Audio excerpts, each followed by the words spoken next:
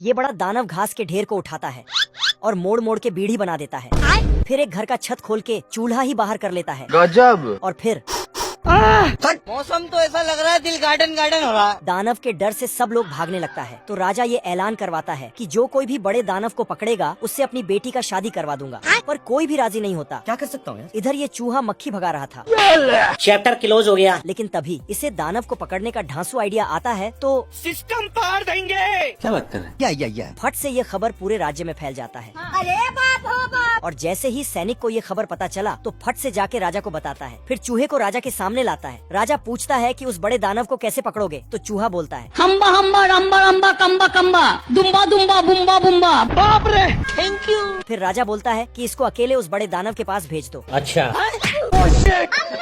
मुझे अपने घर जाना है। साला फिर से चूहिया को देखते ही आगे बढ़ने लगता है। Love you. पर आगे जाके बेकार है भैया, मैं तो टूट गया। तभी अचानक यहाँ दानव की एंट्री होता है। ओ भाई ये क्या है? दानव का परछाई देखकर चूहा बाप रे, बात। चूहा दानव से बचते बचते नाव में चढ़ जाता है।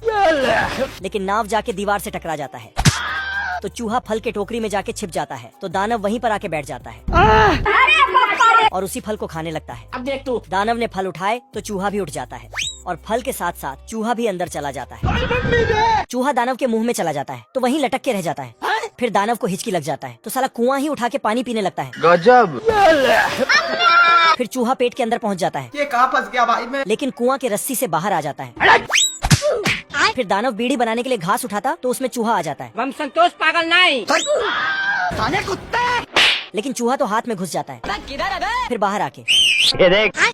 दानव गलती से अपने ही हाथ में फंस जाता है तो चूहा ने शर्ट फाड़ के बाहर निकला और फिर सुई धागा से सिलने लगा। अच्छा। साला सुई वाले धागे से ही दानव को बांधने लगा और बांध बांध के नीचे गिरा दिया। खत्म हो गया भैया मैटर। फिर तो पूरे राज्य में मेला लगा गया बहुत मजा आ रहा है यहाँ पे। और इधर दानव